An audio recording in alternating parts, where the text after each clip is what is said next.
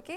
So Russia అధ్యక్షుడు Vladimir Putin ఇటు ఢిల్లీకి వచ్చారు, ఆయన వెళ్ళిపోయారు కూడా. బట్ పుతిన్ భారత పర్యటనలో ఇరు దేశాల మధ్య పలు కీలక ఒప్పందాలు కుదిరాయి. ఇంతవరకు అంతా బాగానే ఉంది, కానీ యుక్రెయిన్ వార్ విషయంలో పుతిన్ అనుసరిస్తున్న వైఖరిపై ప్రధానమంత్రి మోదీ అసలు ఎందుకు ప్రెషరైజ్ చేయలేదు? ఇటు యూకే కానీ, ఫ్రాన్స్, జర్మనీ సహా ఇతర యూరోపియన్ యూనియన్ దేశాలతో ఇప్పటికే మనకు సంబంధాలు దెబ్బతిన్నాయి కూడా. అయితే జాయింట్ స్టేట్మెంట్లో యుక్రెయిన్ వార్ ఇష్యూను ఎందుకు పెట్టలేదు అన్న ప్రశ్నలు ఇప్పుడు వినిపిస్తున్నాయి. ఇదే సమయంలో భారత విదేశాంగ విధానంపై సైతం కొన్ని దేశాలు విమర్శలు చేస్తున్నాయి. ఇదే ఇప్పుడు హాట్ టాపిక్గా మారింది. దీని గురించి మాట్లాడదాం. సిఎస్ సార్, ఇందాక మనం ఇటు మాట్లాడుకున్నాం, at the same time present మాట్లాడుకుంటే వార్కు సంబంధించి ఎందుకు ప్రైమ్ మినిస్టర్ క్వశ్చన్ చేయలేదు అనేది మేజర్గా ఇప్పుడు వినిపిస్తున్న వార్త. అంటే అప్పట్లో పీస్ వైపే మేము ఉంటాము అని చెప్పి, బట్ డైరెక్ట్గా వ్లాదిమిర్ పుటిన్తో మాట్లాడే అవకాశం వచ్చినప్పుడు వై డింట్ యూ క్వశ్చన్ అనేది మేజర్గా వినిపిస్తోంది వేరే దేశాల నుండి. ఎలా చూడాలంటారు ఈ క్వశ్చన్? ఎందుకు ప్రశ్నించలేదు అనుకోవాలి, మీరేమంటారు? ఇప్పుడు డిప్లొమసీలో నైసిటీస్ ఉంటాయి. మనము రష్యా ఇస్ అవర్ ఫ్రెండ్ను క్వశ్చన్ చేయం. ఫ్రెండ్తో మన సెంటిమెంట్స్, ఎమోషన్స్ పంచుకుంటాం. శత్రువును క్వశ్చన్ చేస్తాం, ప్రత్యర్థిని. ఎప్పుడు కూడా ఫ్రెండ్ను క్వశ్చన్ చేయం. ఫ్రెండ్తో ఈ ఎక్స్ప్రెస్ అవర్ కన్సర్న్. ఫ్రెండ్తో ఇబ్బందులు ఉంటే ఇంకో ఇబ్బందులు ఉన్నాయని చెప్తాం, కానీ క్వశ్చన్ చేయం. అందువల్ల రష్యాతో ఉన్న డిప్లొమసీ రిలేషన్స్లో మోడీ రష్యాను క్వశ్చన్ చేయాలి అన్నది కరెక్ట్ కాదు. రెండవది, it is not our war. భారతదేశానికి ఏం సంబంధం ఉన్న అంశమే కాదు. అది రష్యా ఉక్రెయిన్ల వార్. ఆ వార్కు రష్యా ఒక్కటే కారణమని ఇండియా భావించడం లేదు. రష్యా ఎంత కారణమో ఉక్రెయిన్ పశ్చిమ దేశాల వైఖరికి కూడా అంతే కారణము. ఎందుకంటే ఈ వార్ రావటానికి మూలం ఎక్కడుంది? రష్యన్ సెక్యూరిటీ ఇంట్రెస్ట్లకు ప్రమాదాన్ని తెస్తూ, రష్యన్ భద్రతకు ప్రమాదాన్ని తెస్తూ నాటో తూర్పు ఐరోపా వైపుగా విస్తరిస్తూ వచ్చింది సోవియట్ పతనం తర్వాత.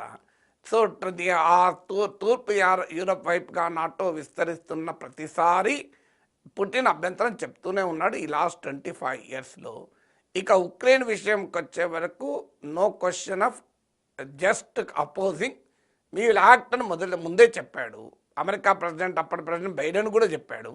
అయినా వాళ్ళు వినలేదు. ఉక్రెయిన్ కూడా నాటోలో చేర్చుకునే దిశగా అడుగులు వేయడం మొదలయ్యాక యుద్ధం స్టార్ట్ అయింది. ఇది మనం చెప్పడమే కాదు, ట్రంప్ కూడా చెప్తున్నాడు ఇదే కారణం అని. అందువల్ల ఇండియా ఈ పశ్చిమ దేశాలు, వెస్ట్రన్ కంట్రీస్ భావించినట్లుగా ఈ వార్కు కేవలం రష్యానే కారణము, ఉక్రెయిన్కి సంబంధం లేదు, వెస్ట్రన్ కంట్రీ సంబంధం లేదని మనం అనుకోవడం లేదు. అనుకున్నప్పుడు మనం ఒక్క రష్యాని ఎందుకు ప్రశ్నిస్తాం? ప్రశ్నిస్తే ఇద్దరిని ప్రశ్నించాలి. తర్వాత మోడీ ఉక్రెయిన్ వార్ ప్రస్తావించలేదు అనడం కూడా న్యాయం కాదు. జాయింట్ స్టేట్మెంట్లో లేదన్నది వాస్తవం. జాయింట్ స్టేట్మెంట్ ఇది పాలసీ స్టేట్మెంట్. కానీ మోడీ ప్రసంగంలో ఉక్రెయిన్ వార్ ప్రస్తావించాడు, స్పష్టంగా కూడా ఇచ్చాడు. మేము తటస్థంగా లేము ఉక్రెయిన్ వార్లో, మేము శాంతి వైపుగా ఉన్నాం, శాంతి కోసం జరిగే ప్రతి ప్రయత్నాన్ని సమర్థిస్తాం, కావాలంటే మా సహకారాన్ని కూడా అందిస్తామని మోడీ క్లియర్గా చెప్పాడు. సో అయినా రెండు దేశాధినేతలు కలిసినప్పుడు పంచాయతీ పెట్టుకోవడానికి కలవరు, బాక్సింగ్ చేసుకోవడానికి కలవరు. వాళ్ళు టీవీ ఛానల్లో షౌటింగ్ మ్యాచెస్లో పాల్గొనడానికి వచ్చిన రెండు రాజకీయ పార్టీల ప్రతినిధులు కాదు. ఇప్పుడు మీరు రెండు రాజకీయ పార్టీ ప్రతినిధులు మన తెలుగు ఛానల్లో వచ్చి ఎవరినోడు తిట్టుకుంటారు చూడండి, కొట్టుకునేంత పనులు కూడా చేస్తుంటారు. సో డిప్లొమసీ అలా ఉండదు. Diplomacy is not a shouting match. డిప్లొమసీలో ఉండేది ఏంటంటే అగ్రియబుల్ అంశాలపైన మాట్లాడుకుంటారు. డిసగ్రిమెంట్స్ ఉంటాయి. అందువల్ల ఉక్రెయిన్ వార్ పైన రష్యన్ పర్స్పెక్టివ్ వేరు, ఇండియన్ పర్స్పెక్టివ్ వేరు. అయినా పశ్చిమ దేశాలకు, అమెరికాకు అసలు హక్కెక్కడిది? అసలు ఇండియా రష్యాను సమర్థ్యం పక్కకు పెట్టండి. ఉక్రెయిన్ వార్ స్టార్ట్ అయిన 4 ఏళ్లలో, ఈ 4 ఏళ్లలో అమెరికా రష్యాతో ట్రేడ్ జరపలేదా? అందుకే పుటిన్ క్లియర్గా చెప్పాడు, మేము రష్యా నుంచే కదా అమెరికా యురేనియం కొంటుంది తన న్యూక్లియర్ పవర్ ప్లాంట్స్కు, అది కూడా ఫ్యూయలే కదా. ఇండియా ఆయిల్ కొంటే తప్పు, అమెరికా యురేనియం కొంటే తప్పు కాదా అని పుటిన్ ప్రశ్నించాడు. ఆ మాట కలిస్తే అలాస్కాలో పుటిన్ చెప్పాడు, ట్రంప్ ప్రెసిడెంట్ అయ్యాక అమెరికా రష్యా ట్రేడ్ 20% పెరిగింది. So what right America has to talk about Ukraine war? అసలు ఇప్పటికీ కూడా Russian liquefied natural gas LNG ఎక్స్పోర్ట్స్లో 51% యూరోపియన్ కంట్రీస్కి. అంటే వాళ్ళేమో ఎనర్జీ సప్లైస్ కొంటారు, మనమో కొనొద్దంటారు. What is this hypocrisy?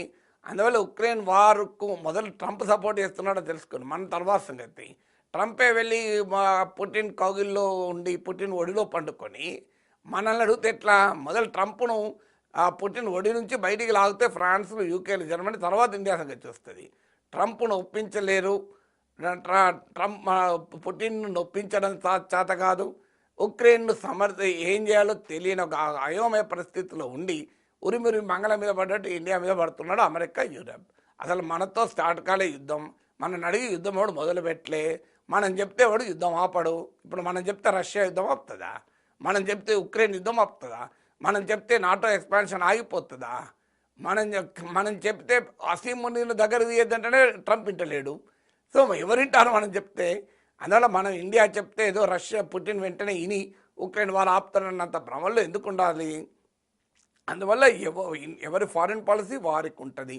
మన నేషనల్ ఇంట్రెస్ట్ ఉన్న చోట అగ్రి అయిన అంశాలపైన వీళ్ళు అగ్రి. ఇప్పుడు ఇండియాకు చైనాకు సరిహద్దు వివాదం ఉంది, కానీ China is the largest trading partner of India. అప్పుడప్పుడు అమెరికా, అప్పుడప్పుడు చైనా ఉంటుంది, ఎక్కువ కాలం చైనానే ఉంటుంది. ఇవాళ I think even today after Trump tariffs China is the largest trading partner of India. మీరు గూగుల్లో కొట్టండి which is India's largest trading partner అని, ఆన్సర్ చైనా అని వస్తుంది. మరి చైనాతో మనకు సరిహద్దు వివాదం ఉంది కదా, గాల్వాన్లో జరిగింది కదా, 20 మంది భారతీయ సైనికులను పొట్టబెట్టుకుంది కదా చైనా. నిన్న కాక మన అరుణాచల్ ప్రదేశ్కు చెందిన ఒక మహిళను అసలు అరుణాచల్ ప్రదేశ్ ఇండియాలో లేదు చైనాలో ఉందని చెప్పి ఎయిర్పోర్ట్లు ఆపలేదా? మరి మనం చైనాతో వాణిజ్యం జరపడం లేదా? మామూలు వాణిజ్యం కాదు, లార్జెస్ట్ ట్రేడింగ్ పార్ట్నర్ చైనా. అందువల్ల డిఫరెన్సెస్ ఉంటాయి. So on one thing we may differ, on another thing we may accept కదా. సో అందువల్ల మొదలు అసలు Trump Pakistan, I love Pakistan, I love Asim Munir అనే అమెరికాకు మనకు నీతులు చెప్పేటువంటి హక్కు ఎక్కడుంది? We have our strategic autonomy. భారతదేశం ఒక సర్వసత్తాక ప్రజాతంత్ర గణతంత్ర దేశం. It is a sovereign democratic republic. మా దేశానికి కావాల్సిన ఫారిన్ పాలసీ మన దేశమే నిర్ణయించుకుంటుంది. We have strategic autonomy. మనం అమెరికా కౌగిల్లో లేము, మనం రష్యా కౌగిల్లో లేము, చైనా కౌగిల్లో లేము. India decides what is right for it self. అందువల్ల ఉక్రెయిన్ వార్ విషయంలో కూడా ఇండియా స్టాండ్ ఇండియా చెప్పింది. మనమేం యుద్ధాన్ని కోరుకోలేదు. ప్రైమ్ మినిస్టర్ మోడీ పుటిన్తో సంభాషణలో చెప్పాడు this is not the Ira of war అని. యుద్ధ భూమిలో ఏది పరిష్కారాలు ఉండవు అని కూడా చెప్పాము.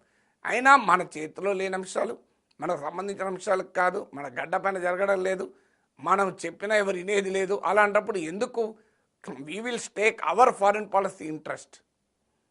Yes, exact.